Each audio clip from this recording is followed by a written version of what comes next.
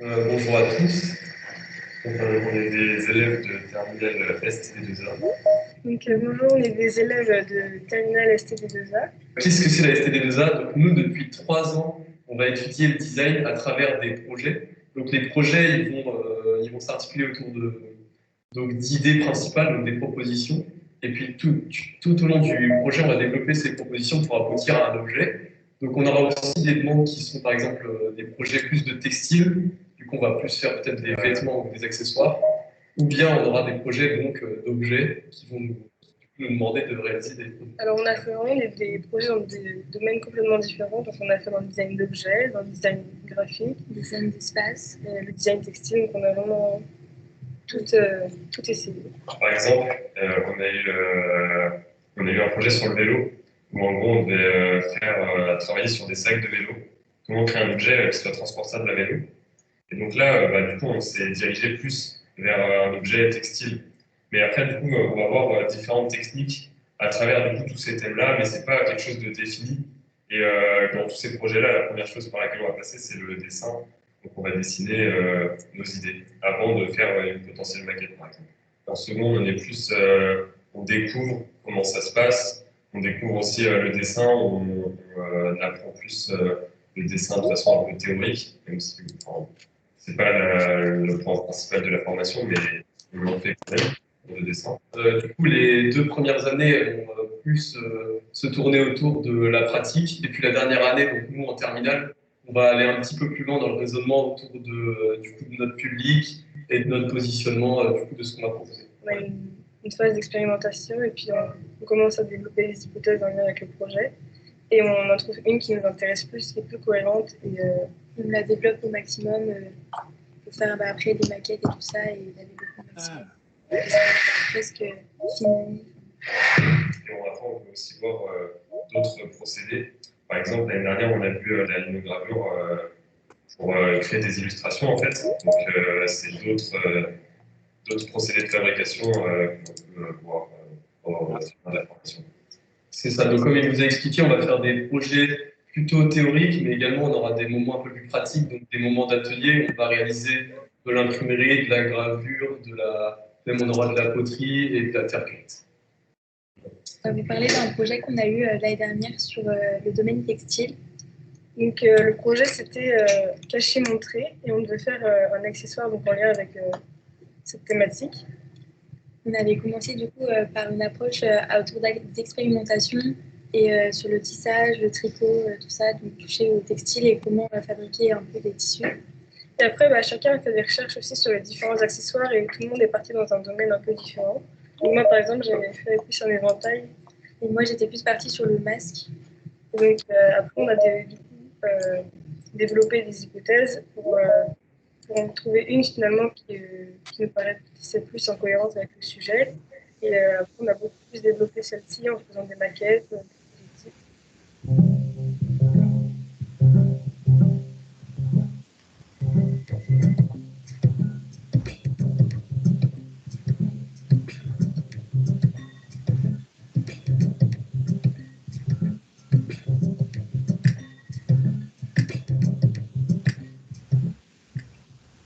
Après aussi, on a des cours plus théoriques à côté.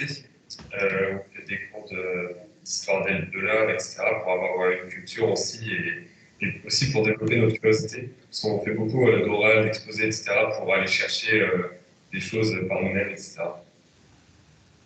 Donc, dans l'analyse méthode, on va donc réaliser des dossiers de recherche où on va s'attarder sur des thématiques un petit peu plus théoriques. Et ça va permettre de pousser plus loin nos projets en parallèle d'art appliqué. Et ça permet donc de se fixer un petit peu plus et de mieux connaître notre sujet. Et du coup, le cours d'analyse méthode, il va être secondé par un cours de technologie qui va nous permettre donc, en parallèle de notre cours d'analyse méthode et de design et d'arts appliqués, donc d'apporter un côté beaucoup plus technologique pour, par exemple, réaliser nos produits.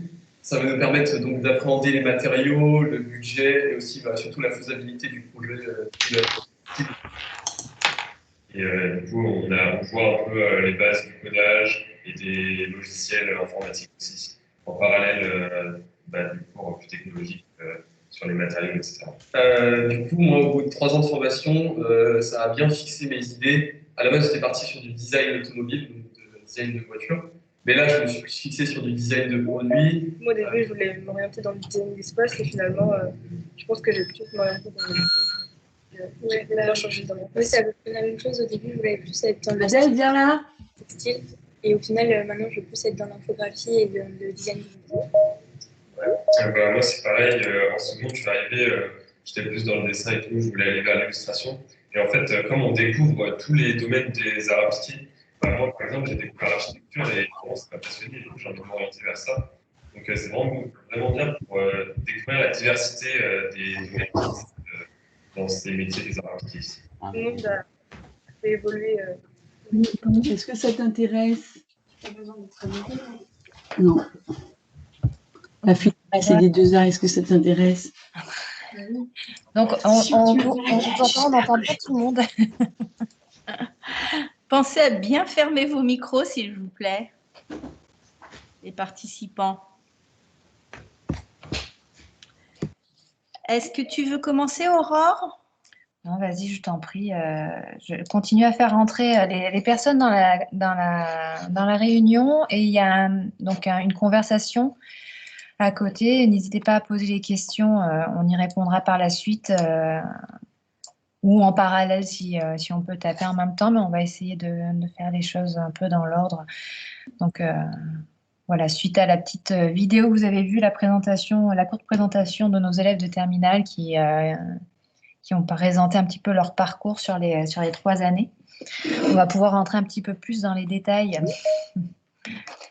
Alors, cette formation Bac STD2A, il faut la comprendre en 3 années.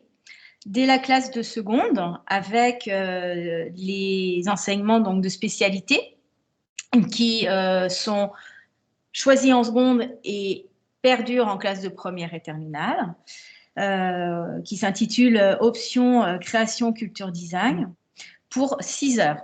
Et puis, vous avez également une option artistique qui est proposée dès la classe de seconde à poursuivre en première et terminale, qui est orientée sur 2 options, soit l'option Histoire des arts, soit l'option Arts plastiques pour 2 heures hebdomadaires. En classe de seconde, on est sur 32 heures et demie de cours. Donc, ça fait des journées assez conséquentes pour vos enfants, avec donc majoritairement quand même l'enseignement général, puisqu'on est sur un bac d'enseignement général et technologique. Cet enseignement général est composé donc de 4 heures de mathématiques, 1h05 de SVT, 4 heures de français, 2 heures de PS, 4 heures de sciences physiques, 3 heures en LV1 ou LV1 anciennement, anglais, et de la langue vivante 2 pour 2 heures, auquel s'ajoute également de l'histoire-géographie et puis de l'enseignement outils et langage numérique. La science physique et outils et langage numérique sont conservés en classe de première, mais disparaissent en classe de terminale. Ils sont évalués en fait au bac en classe de première, au même titre que le français. En classe de première, là on va changer un petit peu d'organisation. Excusez-moi, décidément.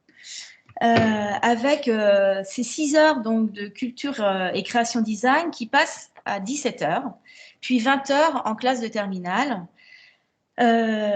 Donc là, la marche, on va dire, est un petit peu haute en termes de charge de travail, même si on perd quelques heures en enseignement général, on en gagne davantage en enseignement technologique et on a des semaines qui sont extrêmement chargées avec, dans les enseignements donc, de spécialité, 12 heures en design et art appliqué, donc la méthodologie de projet.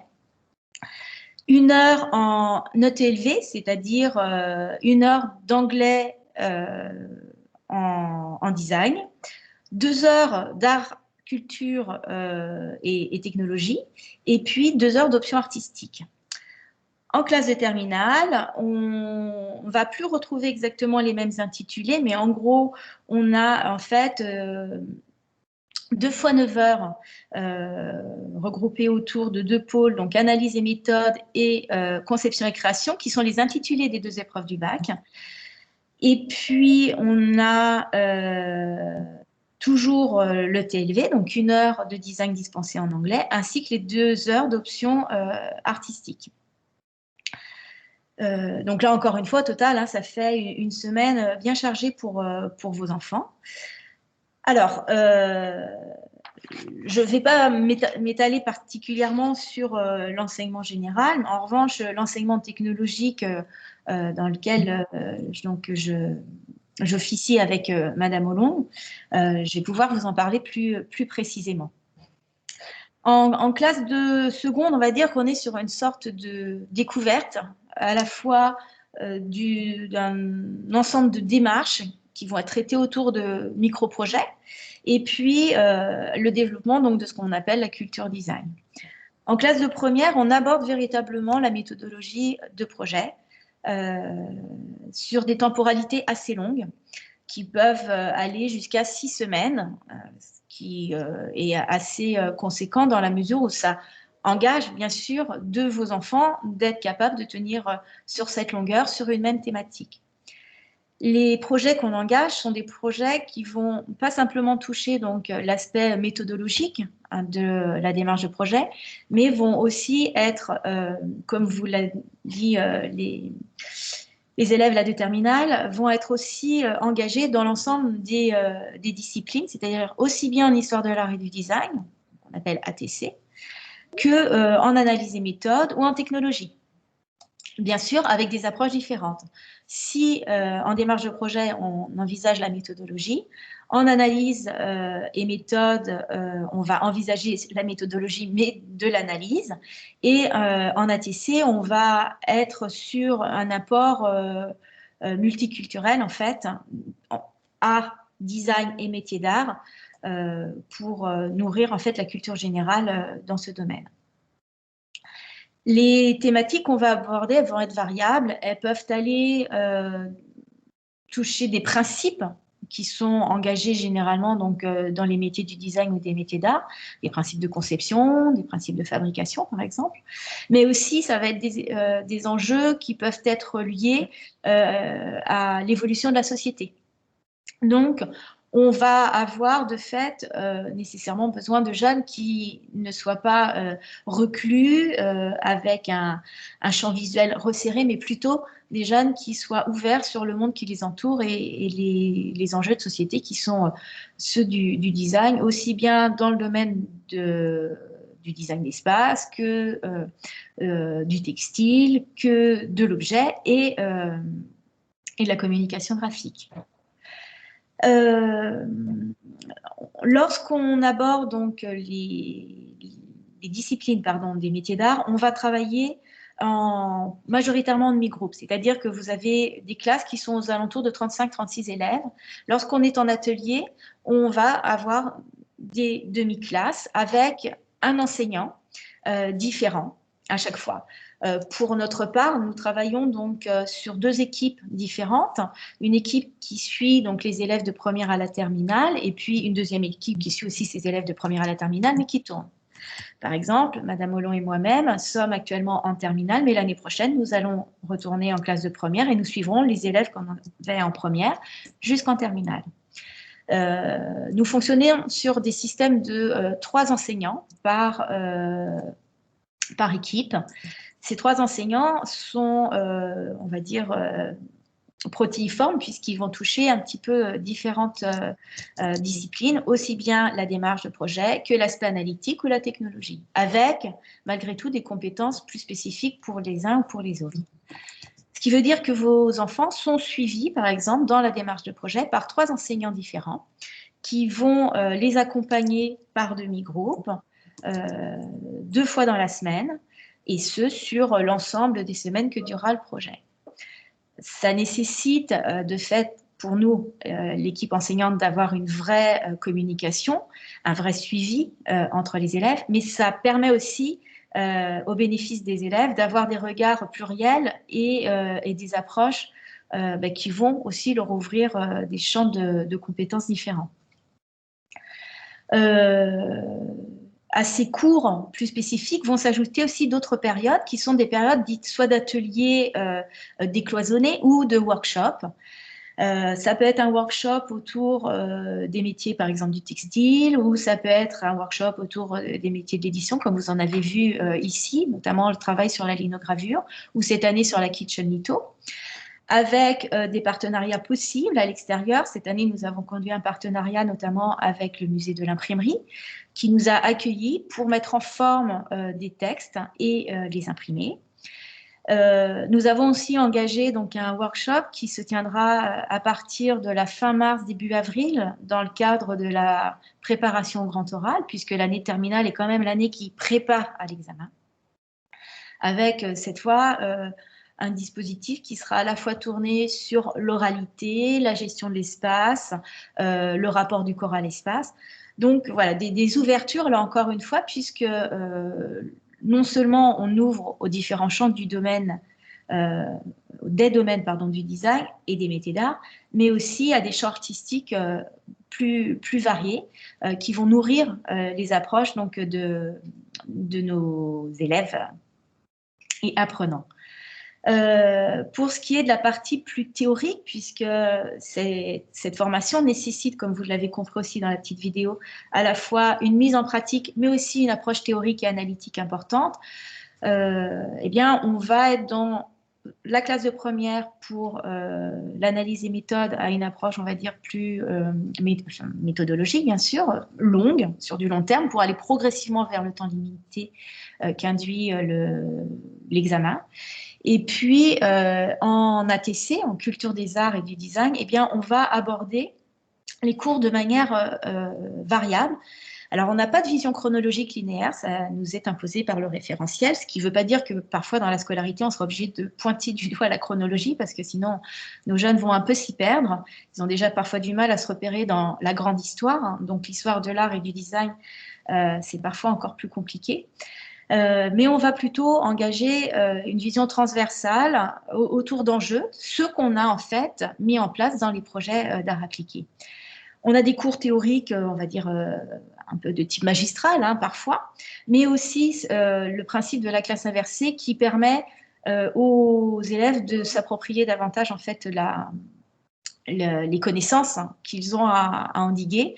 Donc, ça peut être autour, bien sûr, d'exposés, ça va être autour de travaux de groupe aussi, ça va être autour de la mise en place aussi de revues de presse, d'analyse de documents variés, c'est-à-dire qu'on utilise, nous, dans nos cours, des supports qui sont multiples. Ça va être bien sûr des supports traditionnels, livrets, ça va être des diaporamas avec des images et du texte, mais on va aussi travailler sur des petits supports documentaires vidéo, sur des podcasts de différentes sources, à partir desquels donc les élèves sont amenés plus à produire de la réflexion que forcément à être on va dire des réceptacles de connaissances qu'ils n'approprieraient pas. Voilà un petit peu ce que je peux dire pour ces disciplines. Concernant donc la technologie, là encore une fois, on essaye de faire une technologie appliquée en lien directement avec les projets qui sont engagés, de telle sorte à ce que ça s'ancre dans une réalité pour les jeunes et que ça ne reste pas donc une théorique technologie à laquelle ils ne comprendraient pas grand-chose. Voilà. J'ai laissé peut-être... Est-ce que Aurore, tu veux prendre la parole sur le TLV pour cette... Alors oui, la terminale. La part ETLV, donc c'est l'anglais design, ça va permettre en fait de pointer du doigt certains sujets, certains éléments technologiques en anglais. Donc ce sont des cours qui se font en co-animation avec une prof d'anglais et un prof d'art appliqué. Et donc ce sont vraiment des cours qui permettent aux élèves de beaucoup prendre la parole et acquérir un vocabulaire très spécifique à la filière et qui va également les préparer pour les entretiens pour entrer dans des écoles qui nécessitent en fait une part d'entretien en anglais par exemple. Ou, voilà. Puis il y a quand même une ouverture via des voyages qui sont organisés, donc hors période crise sanitaire, mais qui permettent aux jeunes de... C'est très très important en fait qu'il y ait cet aspect communication en anglais en fait, tout simplement parce qu'ils seront amenés plus tard probablement à faire des stages à l'étranger ou quoi. Donc il y a cette ouverture et ces cours ils sont vraiment dédiés à ça. Voilà, donc ils sont très actifs à l'oral en général, et puis il y a des travaux qui sont menés donc sur vraiment les sujets qu'on aborde en art appliqué, en conception et création et en analyse et méthode, donc des cours plus théoriques. On a des thématiques filées qu'on mène également en ETLV en anglais, quoi, histoire de vraiment compléter les enseignements et que les jeunes ne soient pas non plus perdus. Donc voilà. On essaie d'avoir une approche la plus diversifiée possible, et ça veut dire qu'on travaille sur tout type de support et beaucoup de sujets d'actualité, notamment, parce que c'est aussi sur ça que reposent les enjeux du bac STD2A, en fait, tant dans les épreuves de spécialité ils vont mener à l'écrit sur planche, que pour le grand oral, on a besoin que les jeunes soient assez ancrés soit en lien avec ce qui se passe autour d'eux, qu'ils puissent en parler, avoir un point de vue, se situer par rapport à tout ça, à toutes ces questions. Donc, c'est pas simplement connaître des enjeux design par rapport à une époque, mais c'est aussi eux-mêmes se situer et savoir voilà, un petit peu vers quoi ils s'orientent et avoir des domaines spécifiques, des centres d'intérêt dont ils peuvent parler. Ce sont ça aussi les attentes des entretiens pour les écoles en post-bac, hein, donc c'est important qu'on travaille dès à présent.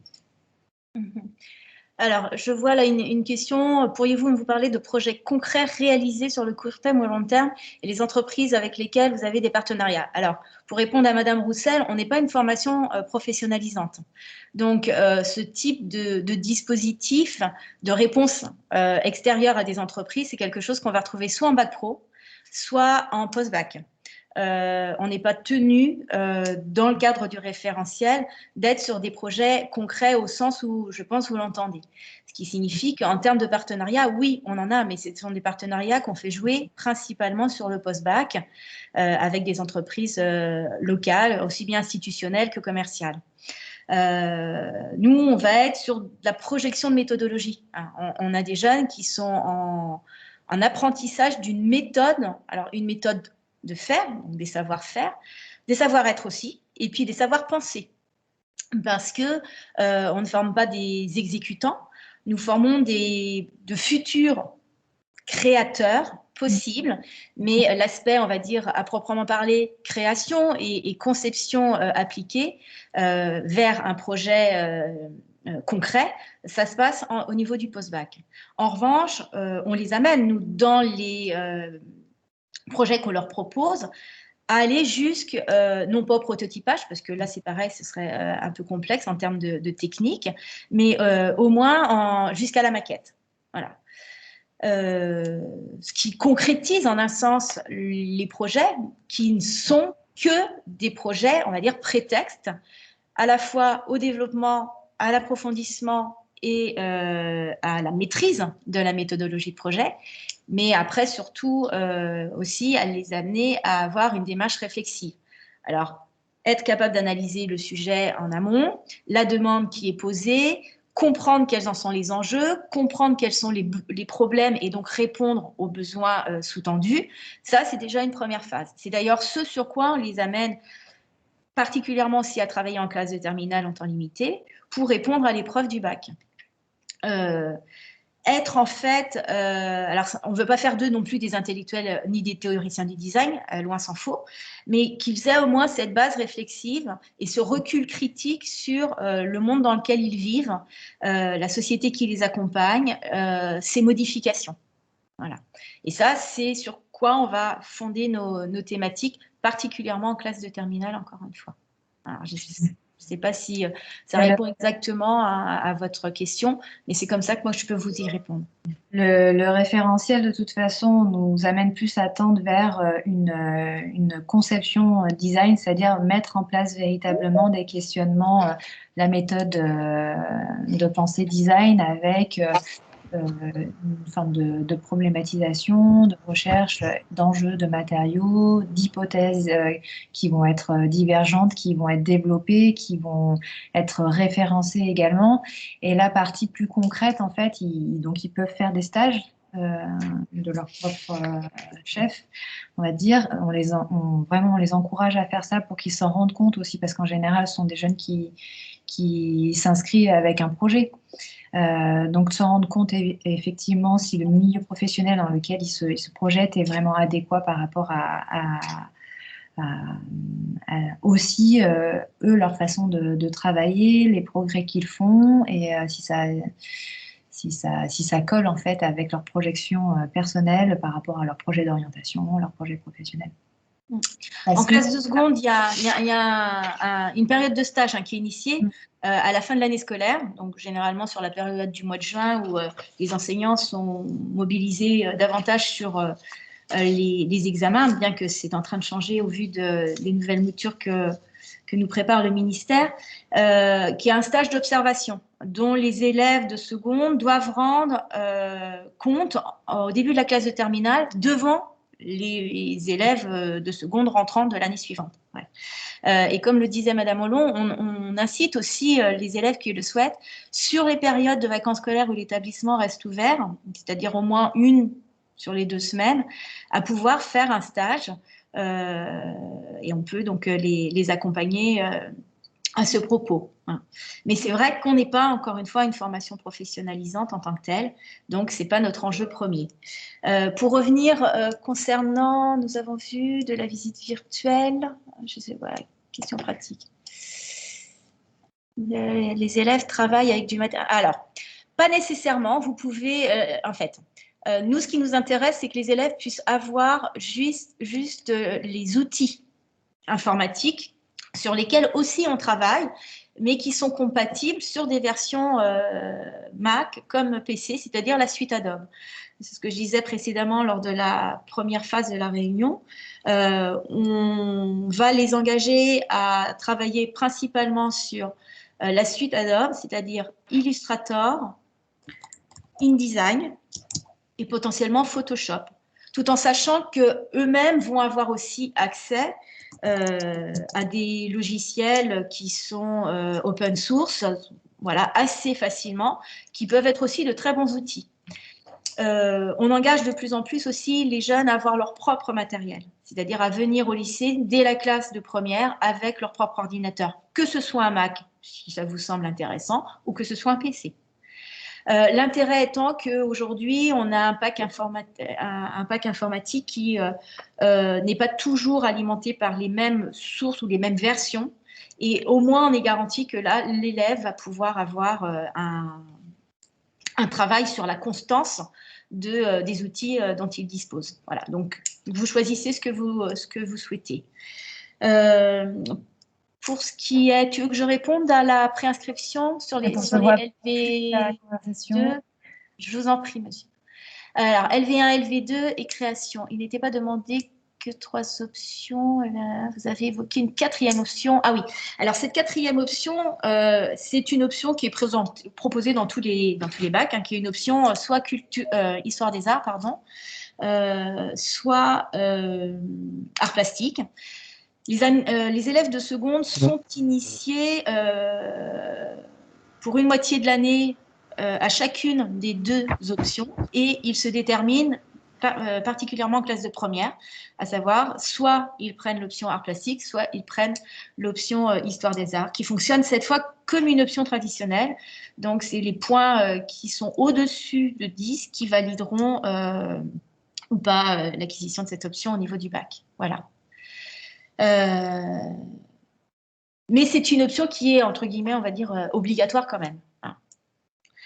Concernant les langues, si je peux me permettre, la LV1 sera exclusivement l'anglais pour nous. Pour ceux qui ont LV1 allemand, admettons que ça nous arrive de temps à autre, elle passera dans ce cas en langue vivante 2. Hein. Et en langue vivante 2, nous pouvons donc proposer l'espagnol et l'allemand. Et par la voie donc, de la formation par correspondance, pardon, avec le CNED, l'italien. Hein.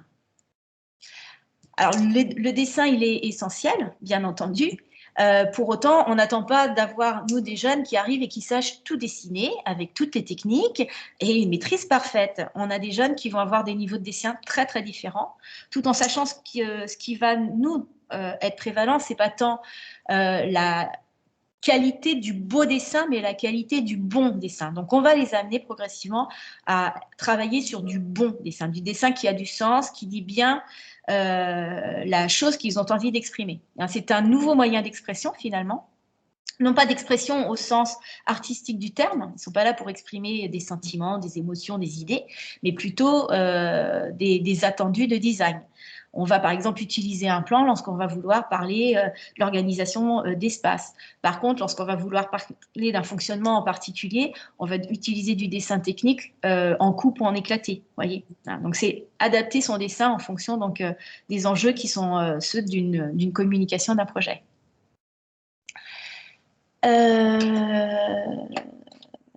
Est-il possible de mettre en seconde un choix, une seconde générale? Oui.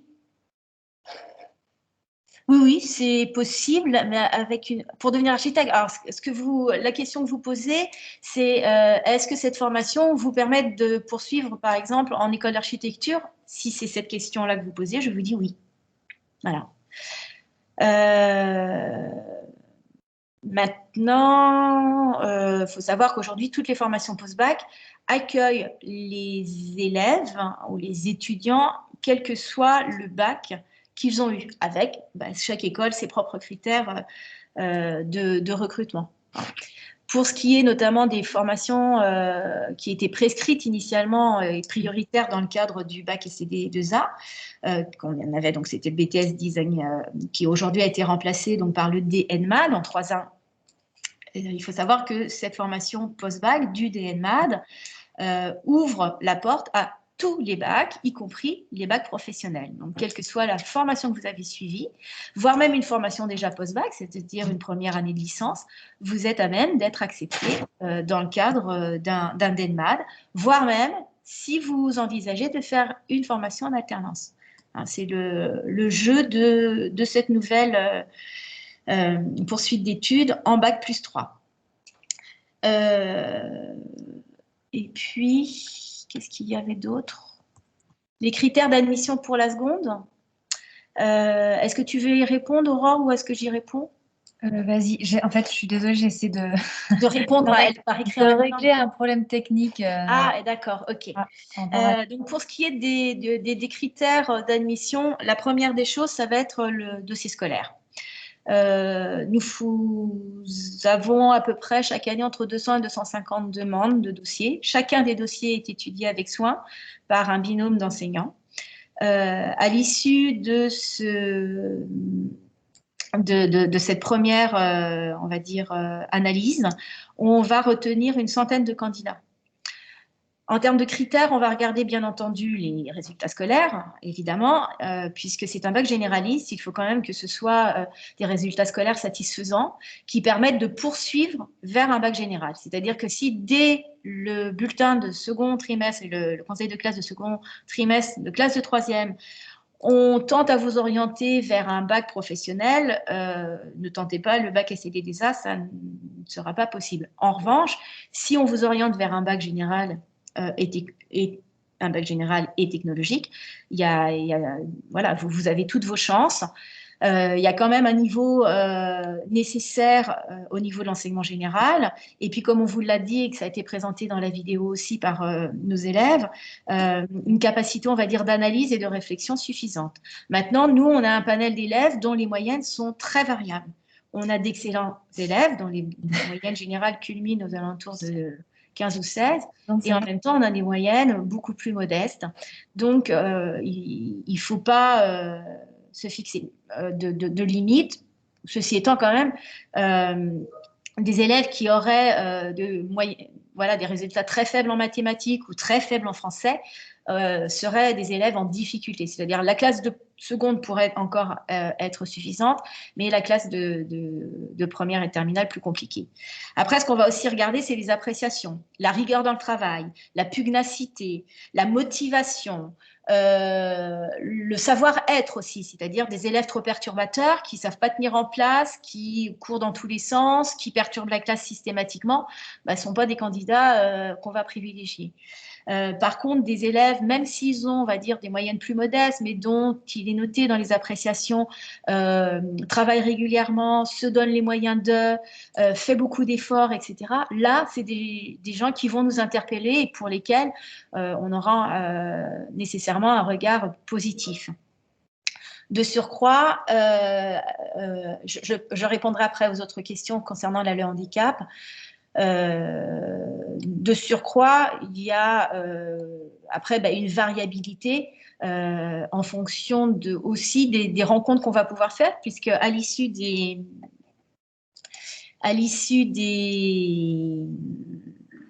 de cette première phase de recrutement, nous allons donc normalement recevoir, sauf à ce que, comme l'année dernière, nous puissions le faire dans les conditions qui étaient celles du confinement, les candidats retenus à un entretien. Voilà. Donc, il y a 2 phases dans l'admission. D'abord, la phase du dossier, puis la phase d'entretien. Et à la phase d'entretien, il y a 3 possibilités. Soit finalement, votre dossier ne peut pas être retenu, soit le dossier est retenu, et là, c'est acquis, soit le dossier est sur liste d'attente. Alors, pour répondre, les personnes en situation de handicap, ça dépend du handicap. Si c'est un handicap qui engage, par exemple, une très grande fatigabilité, une incompatibilité à rester assis pendant les 6 heures de cours que peuvent durer un atelier assis. Si c'est, par exemple, aussi des problèmes visuels, ça risque d'être compliqué. Après, il y a des dispositifs aujourd'hui avec des AVS qui sont pris en charge. Donc ça, pour répondre plus précisément à ces questions-là, je pense qu'il faudrait vraiment que vous puissiez prendre un rendez-vous directement avec notre responsable, M. Guibert, qui pourra vous aiguiller. Là, sans vous rencontrer, c'est difficile de vous donner une réponse définitive. Je vais faire entrer une autre personne. Est-il conseillé d'obtenir des avis personnalisés des professeurs d'art plastique du collège, par exemple, pour conforter une demande d'inscription? Oui, ça fait partie d'une des fiches qui sera dans le dossier d'inscription de toute manière. Cette fiche qui demande à la fois un avis général des enseignants, l'avis spécifique du prof d'art plastique, ainsi que du professeur principal. Voilà. Je voulais juste revenir sur les épreuves du bac à proprement parler. En bac ST D2A, les épreuves concernant les matières d'art appliqué sont au nombre de 2 épreuves sur table. Une épreuve donc d'analyse et méthode, qui est une épreuve d'analyse de documents qui dure 4 heures, qui est coefficientée 16. Oui. Et une seconde épreuve qui est une épreuve de conception et création qui dure également 4 heures et qui a le même coefficientage. Auquel de ces 2 épreuves s'ajoute, comme pour le bac général, le grand oral, mais qui, au lieu d'avoir un coefficient de 10 en bac général, est coefficienté 14 pour le bac STD2A. Vous avez également l'épreuve de mathématiques terminale, une épreuve de philosophie, voilà, et puis d'histoire et géographie, et le bac anticipé donc, de français, ainsi que la science physique et l'outil langage numérique, qui, eux, sont évalués en classe de première. Voilà ce que je peux vous dire. Je ne sais pas si j'ai vraiment tout expliqué. Est-ce que vous avez d'autres questions auxquelles je n'aurais pas répondu parce que je n'ai pas forcément regardé tout le fil? Le nombre de places disponibles. Alors le nombre de places disponibles, il est à 35 places. 35 places, je vous disais tout à l'heure, à peu près entre 200 et 250 candidatures, 35 places. À l'issue donc des dossiers, de l'étude des dossiers, 100 candidats sont pressentis. À l'issue des entretiens, c'est quand ils sont maintenus, une classe effective est constituée, ainsi qu'une deuxième classe en liste d'attente. Voilà. Mais il n'y a que 35 places. Concernant l'intégration de la formation en classe de première venant d'une seconde générale, oui, c'est possible, à condition qu'on ait la place. C'est-à-dire qu'il y ait eu une défection ou plusieurs défections à l'issue de la classe de seconde. Un petit document. Voilà. Sinon, on ne pourra pas vous accepter. Voilà. Quand on est complet, on est complet. C'est à la fois parce que c'est une question de sécurité, tout simplement. L'établissement a des salles qui sont conçues pour n'accueillir que 35 élèves, en termes de matériel également, hein, puisque ça a été fait en ce sens. Et puis, après, il y a aussi une logique tout simplement de ne pas mettre non plus sur le marché un nombre de candidats qui ne pourraient pas après prétendre poursuivre en enseignement supérieur parce que les places sont limitées. Interne. Alors là, pour ce qui est de l'internat, comme de la restauration, vous avez sur le site de la Joliverie, sur la page qui est dédiée donc à la journée porte ouverte, une plateforme où je crois que ce sont des petites vidéocapsules qui vous permettent de répondre à ces questions. Il arrive souvent non. On a parfois 1 ou 2 élèves qui partent à l'issue de la classe de seconde, voire même au début de la classe de seconde. C'est possible aussi. C'est une bonne chose, ce n'est pas un mal. C'est bien aussi de se rendre compte assez tôt que finalement, ce n'est pas la formation qui vous convient. Et le système est ainsi fait que les passerelles sont immédiatement possibles pour intégrer votre enfant dans une autre formation, que ce soit en cours de classe de seconde ou à l'issue de la classe de seconde pour intégrer une classe de première. Réunion, bonjour. Bonjour, les élèves internes. Donc, je ne peux pas vous répondre spécifiquement et encore une fois, donc, je vous demande d'aller voir ces petites informations données sur le site. Y a-t-il souvent des défections? Non. Technologie et sciences physiques, est-ce le même niveau qu'en bac général? Alors, c'est possiblement le même niveau, mais ce n'est pas le même programme, puisque que ce soit en mathématiques ou en sciences physiques, le référentiel a été en fait mis en place de telle sorte à ce qu'il réponde aux enjeux de la formation et du design en particulier. Donc le niveau est certes important, de mathématiques, non, on n'est pas au niveau du bac général actuel de mathématiques, soyons très clairs, hein, puisque là, il y a eu quand même une montée en puissance sur le bac généraliste. Mais c'est quand même un bon niveau qu'il faut malgré tout avoir. Et voilà. Mais encore une fois, c'est quand même un programme qui est très différent du bac général, puisqu'il est appliqué aux enjeux du design, voilà, en termes de référentiel. J'envisage de m'orienter vers l'architecture. Oui, bien sûr. Encore une fois, cette formation ACD Design est une formation qui vous permet d'avoir un regard ouvert sur l'ensemble des domaines des designs et des métiers d'art. Donc, on a des élèves qui vont en école de beaux-arts, aujourd'hui qu'on appelle enseignement, école d'enseignement supérieur d'art. On a des élèves qui vont en école d'architecture. On a des élèves qui poursuivent vers des DNMA, donc anciennement les BTS. On a des élèves qui vont en école supérieure d'art, type école des arts décoratifs. On a également des élèves qui s'orientent vers des parcours de classes prépa design spécifiques. Hein. Alors, pas des classes préparatoires aux arts plastiques, hein, des classes, des CPGE, comme il y a classes préparatoires scientifiques ou littéraires. Voilà. Donc, tout est possible. Peut-être l'avez-vous déjà indiqué, mais pouviez-vous nous reparler? Alors, attendez, je vais essayer de descendre parce que ça s'affiche après. Bac général, est-il souvent des défections? J'arrive pas à voir. Oui, le processus d'inscription, ce que je vous disais, donc le choix des dossiers des entretiens a-t-il aussi lieu aussitôt? Oui. Les dossiers vont être là à déposer dès la fin du week-end si vous le souhaitez. Donc, les dossiers scolaires sont tous étudiés. Hein. Il y a à peu près entre 200 et 250 dossiers scolaires qui sont étudiés. Et à l'issue de ces dossiers, à l'issue de l'étude des dossiers, votre enfant pourrait être retenu pour un entretien. Voilà. À l'issue des entretiens, on constitue une classe de 35 élèves et une classe possible de mise en attente. Voilà. Bac vers une filière textile. Notre bac, comme encore une fois, ouvre à toutes les filières du design, aussi bien design textile, que ce soit vers un DNMAD textile et matériaux ou un DNMAD mode, que ce soit vers le design d'objets, que ce soit vers le design d'espace, aussi bien architecture ou design d'espace intérieur, qu'il s'agisse également de la communication visuelle, de l'illustration, de la publicité, oui. J'ai commencé à préparer mon dossier d'inscription. Il est demandé d'y joindre 6 à 10 créations artistiques. Pourriez-vous préciser vos attentes?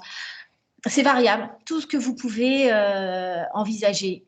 C'est-à-dire aussi bien des créations d'ordre graphique, donc du dessin, ça peut être de la photographie. Si vous faites de la mode, si vous êtes déjà créatrice de quelques projets en mode, pourquoi pas. Ça peut être aussi de la sculpture, de la peinture, si vous faites de la peinture. Voilà, tout est envisageable. Là, on n'a pas de restriction. Bien sûr, si c'est des objets trop importants, eh bien, dans ce cas, vous les prenez en photographie et l'échange que vous aurez avec le jury vous permettra d'expliquer davantage la manière dont vous avez procédé. Voilà. Est-ce que ma réponse vous semble suffisamment précise? Si vous avez d'autres questions, je suis encore disponible. Voilà, pour vous donner un exemple, lundi, donc nous avons reçu 2 anciennes élèves, puisque souvent ils viennent nous revoir et c'est toujours, même si c'est de manière, on va dire, informelle, le moment de faire une pause dans le cours pour que ces élèves-là puissent présenter leur parcours. On avait donc une élève qui était à l'école d'architecture de Paris-la-Villette. Et puis une autre élève qui, elle, avait choisi de faire une formation en ébénisterie dans les Vosges. Donc, vous voyez, les choix sont très larges. Il y a 15 jours, on a 2 anciens élèves qui sont venus, notamment de l'école Boulle à Paris, où ils font pour l'un un DNMA de design d'objets, orientation, je crois que c'est siège, et puis une autre qui travaille sur le design d'espace. Voilà. Donc là, en termes de poursuite d'études, c'est très large. On a des élèves qui vont donc aux Beaux-Arts, quels que soient les Beaux-Arts, avec, il faut savoir, aujourd'hui, les écoles des Beaux-Arts dispensent aussi des formations spécifiquement design, que ce soit en communication graphique, en illustration pure, en scénographie, en design d'objets ou encore en design textile. Donc, toutes les voies sont possibles. Certains préfèrent donc aller vers des formations plus design industriel, par exemple, en passant par les ateliers de l'ENSI, d'autres plus généralistes ouverts sur les arts plastiques, comme les arts déco, que ce soit Strasbourg, Nancy ou Paris.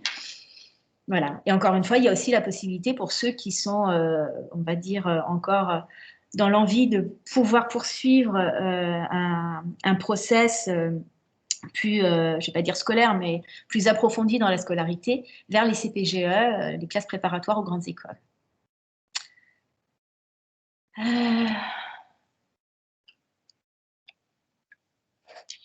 Un cours de renouvellement, est-ce possible de vous envoyer une photocopie à l'ancienne et fournir? Je suppose que c'est possible. Concernant la carte d'identité, oui. Mais voilà, le secrétariat sera plus à même de pouvoir vous répondre à ce type de questions.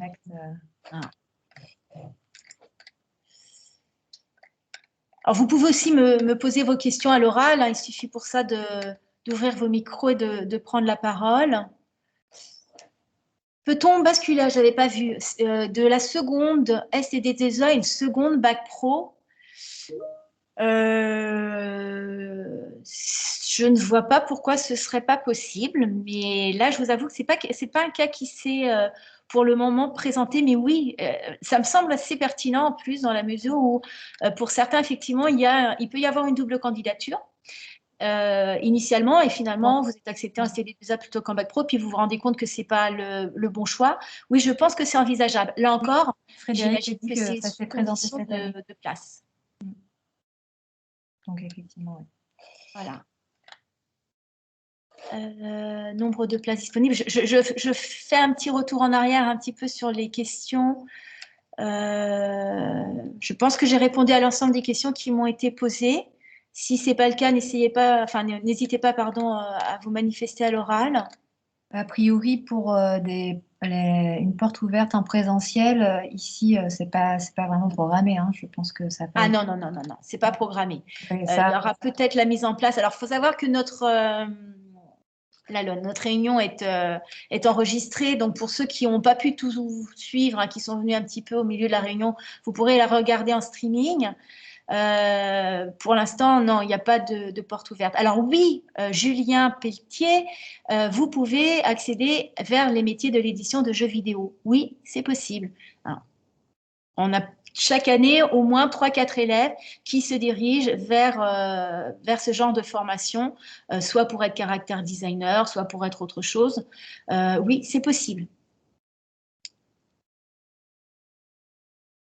Et pour la porte ouverte, non, en présentiel, non. En revanche, ce qui peut vous être présenté si vous souhaitez véritablement avoir un avant-goût de la manière dont se passe l'enseignement ici, et puis du coup de pouvoir voir certains des travaux des élèves sur l'ensemble du cursus, vous pouvez être il y a des demi-journées d'intégration qui sont proposées. Pour ça, il faut aussi prendre contact avec l'administration directement, qui vous proposera un calendrier, et vous serez reçu, alors soit sur à la fois les bacs pro et les bacs STD2A, ou exclusivement sur l'une ou l'autre des sections, pour passer soit une demi-journée, soit une journée complète avec nous.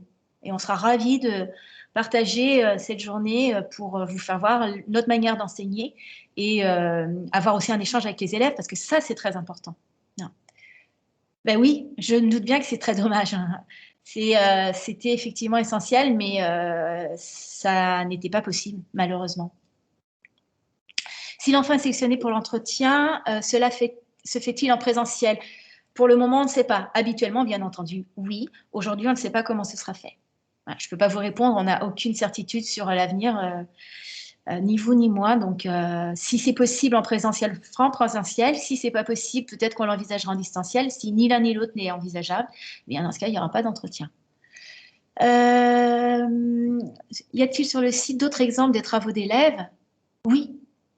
Potentiellement, oui. Je pense que la petite vidéo sera là et potentiellement, oui. Après, vous avez aussi des blogs d'élèves qui sont sur site. Il y a l'Instagram de la Jolivrerie, il y a le Facebook aussi de la Jolivrerie. Dans quel niveau? Alors, c'est des niveaux d'intégration prioritairement pour les élèves qui voudraient venir en classe de seconde. Alors oui, un quatrième aussi, oui, pardon, je n'avais pas vu, oui. En troisième ou en quatrième, oui. Ça peut permettre en quatrième de se rendre compte. Alors, c'est plus rare, hein, c'est vrai que nous, on reçoit plutôt des élèves de classe de troisième, mais pourquoi pas? Est-ce qu'il y a des cours pratiques avec du matériel dédié en dehors des logiciels de PAO? Alors, est-ce que vous pouvez préciser? Est-ce que je ne vois pas trop à quoi vous pouvez faire référence? En cours pratique matériaux, par exemple. Ça, c'est des cours qu'on peut avoir en technologie. Il va y avoir des cours pratiques, par exemple, pour l'appropriation de certaines techniques de reproduction, d'édition, de la sérigraphie, la linogravure, voilà, des choses comme ça. Après, on a des cours pratiques de dessin traditionnel, bien entendu. Hein. On a des cours, par exemple, de modèles vivants. En classe de première, on a plusieurs séances de modèles vivants. Et puis, bien sûr, on initie les élèves à la fois au dessin technique, au REF, à la perspective, voilà, différentes techniques. Bonjour, Bricard. De toute façon, on ne va pas tarder Oui, Et a priori, il reste encore 5 petites minutes. il y a d'autres réunions qui s'enchaînent derrière. Ouais. Alors oui, l'inscription pour la demi-journée d'intégration se fait via l'administration. Voilà. Pour tout ce qui est de l'ordre des questions d'inscription future, c'est l'administration. On va vous souhaiter une belle fin de journée et merci d'avoir été présent tout le monde. Encore une fois, vous avez la possibilité de revoir donc l'intégralité de cette réunion en streaming. Et on espère que vous serez nombreux à demander votre inscription et peut-être donc à venir nous voir, soit en journée d'intégration, soit dans le cadre des entretiens. Merci à vous. Merci. C'était précis. Merci.